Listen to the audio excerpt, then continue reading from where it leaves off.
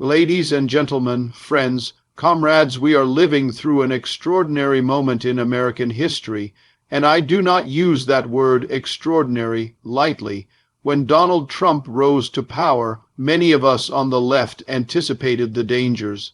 We knew about the nationalism, the authoritarian tendencies, the contempt for democracy hidden under the banner of making America great again.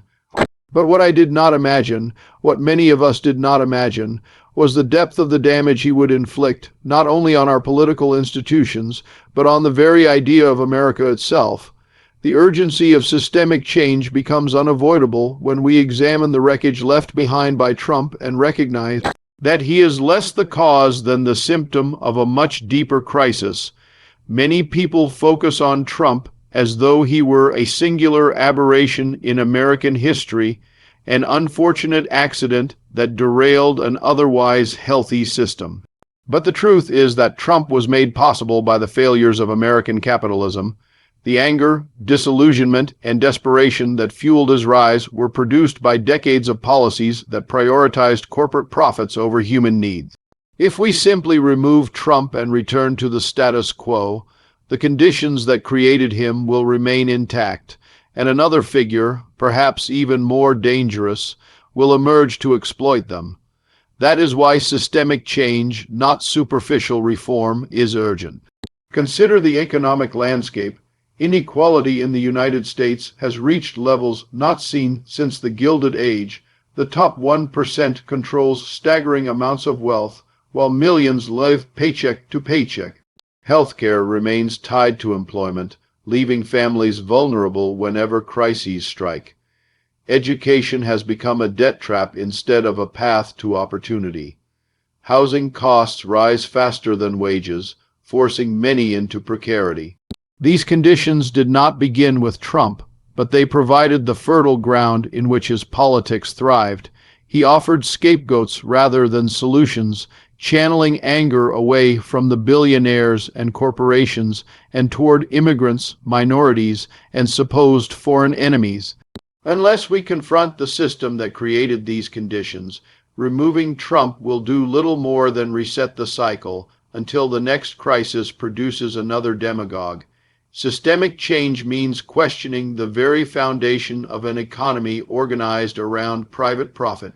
It means asking why corporations are allowed to dictate public policy, why billionaires can accumulate fortunes larger than entire nations while millions lack basic necessities, why democracy is reduced to a spectacle every 4 years while real decisions are made in boardrooms and lobbying firms.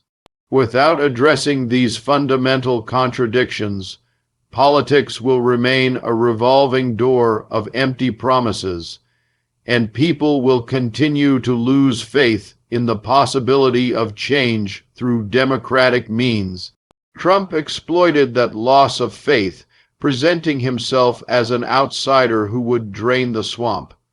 In reality, he deepened the swamp, but the disillusionment that made his message resonate remains. The urgency of systemic change also lies in the global challenges we face. Climate change, for example, cannot be solved by a system that treats the planet as a dumping ground for profit. Healthcare crises cannot be managed in a system that sees medicine as a business rather than a human right.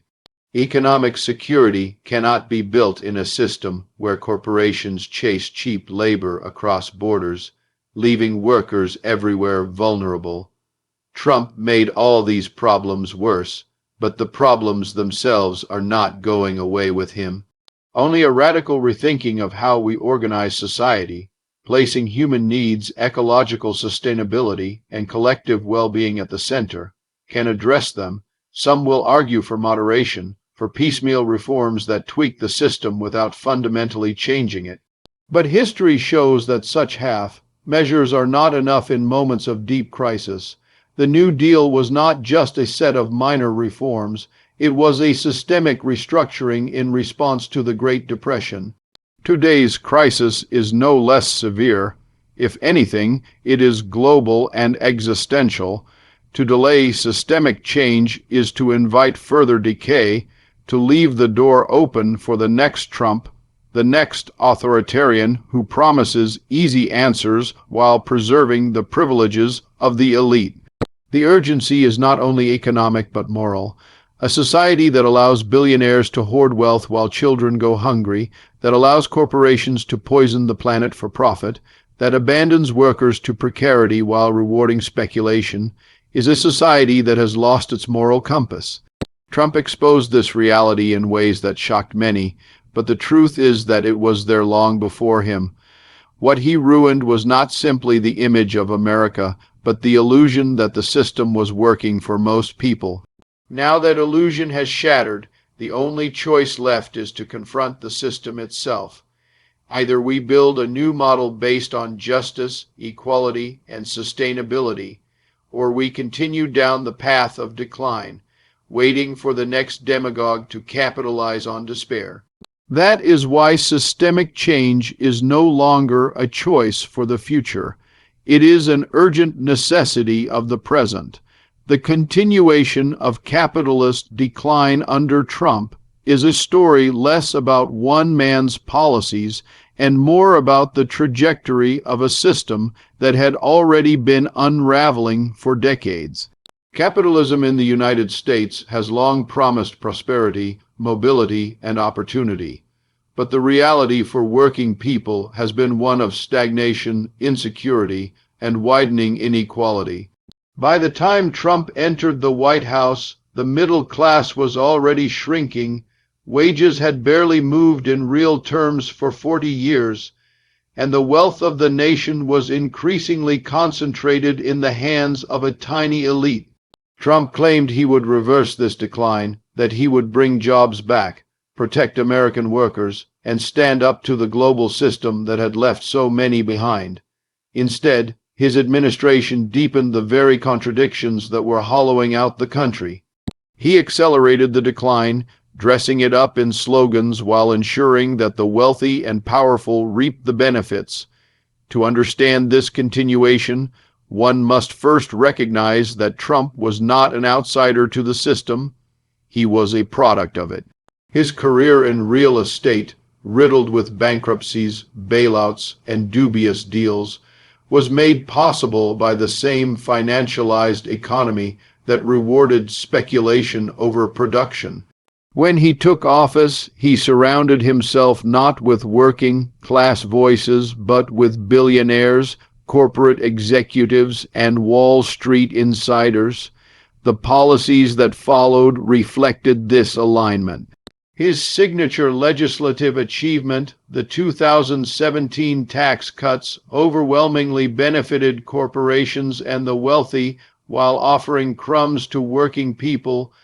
Supporters were told that the cuts would spur investment, job creation, and higher wages. Instead, corporations used the windfall for stock buybacks and executive bonuses, a textbook example of capitalism funneling resources upward rather than broadening prosperity. At the same time, Trump's promises to revive manufacturing jobs and restore industrial America proved hollow. The structural forces driving decline, automation, global supply chains, and the relentless search for cheaper labor, did not disappear because of tariffs or rhetoric. His trade war with China may have sounded like a bold move, but in practice it hurt farmers, disrupted industries, and raised prices for consumers without delivering a renaissance in American production.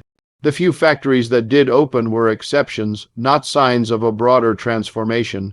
The reality was that under Trump, the U.S. continued its path toward an economy dominated by finance, technology monopolies, and low-wage service work, leaving millions of workers behind.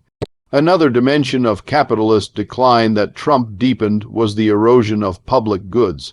Instead of investing in healthcare, education, or infrastructure, his administration pushed privatization and deregulation. Environmental protections were gutted